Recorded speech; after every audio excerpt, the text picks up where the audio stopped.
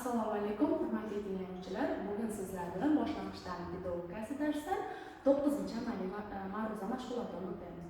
Hurmatli tinglovchilar, bugungi mavzumiz boshlang'ich ta'lim pedagogikasini o'qitishning asoslari mavzusi.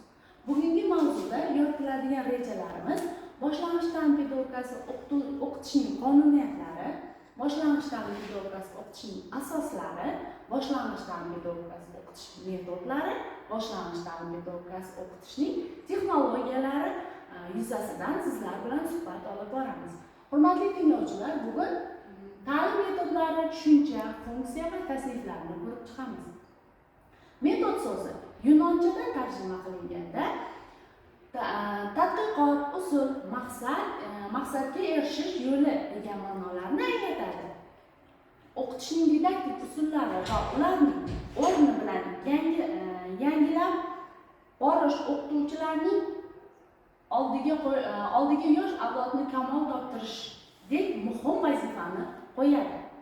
O'qitish usullari ta'lim jarayonida o'qituvchi va o'quvchi faoliyatining qamrab borishini, o'qitish jarayonini qanday qilib tashkil etish va bu olib borish kerakligini belgilab beradigan, ya'ni o'qituvchi tomonidan o'quvchilar bilimini, ko'nikmasi va malakalari bilan qurollantirish hamda o'quvchilar tomonidan o'sha bilim malakalari, ilmiy bilim, ko'nikma va malakalarni o'zlashtirish faoliyatida qo'llaniladigan yo'llarni o'z ichiga oladi. Ta'lim tizimida o'quvchilarga bilim berishning eng qulay usullari, imkoniyatlari asoslangan holda o'qitish usullarini turli yo'llarni biz ko'rib chiqishimiz mumkin. Masalan, o'qitishning og'zaki usullari. O'qitishning og'zaki usullarini biz siz bilan o'tgan ma'ruza mashg'ulotlarimizda ham tanishib olganmiz. O'qitishning ko'rgazmali usullari. Ko'rgazmali usullarni ham yaxshi bilasiz. O'qitishning amaliy usullari.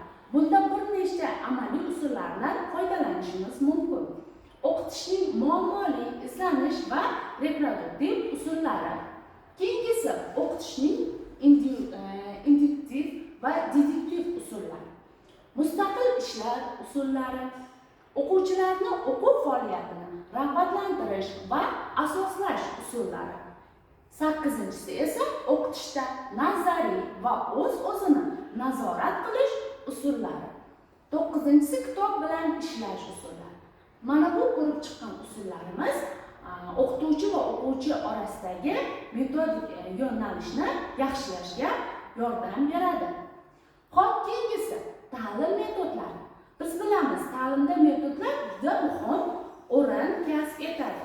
Metodlardan pedagog mohirona foydalansagina dars juda ham chiroyli tashkil etiladi.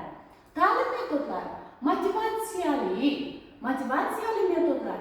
Bu juda ham samarali usul hisoblanadi. Keyingisi tashkiliy metodlar. Tashkiliy metodlar o'qituvchining qay darajada salohiyatli ekanligini aniqlab beradi.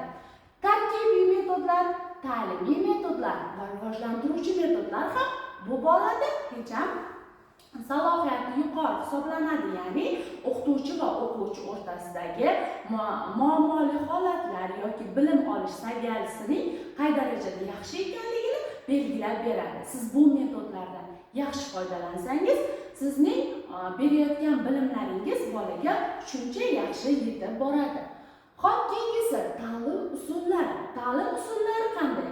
So'z orqali biz beramiz bolalarga ta'lim. Bunda qay usullardan foydalanamiz? Qanday qilib olib boramiz bu jarayonni? So'z orqali, ko'rgazma va amaliy usullarda bu jarayonni tashkil etamiz. Xo'p, ko'rgazmali metodlar. Ko'rgazmali metodlar qanday metodlarni qamrab oladi? Ko'rgazmali metodlarimiz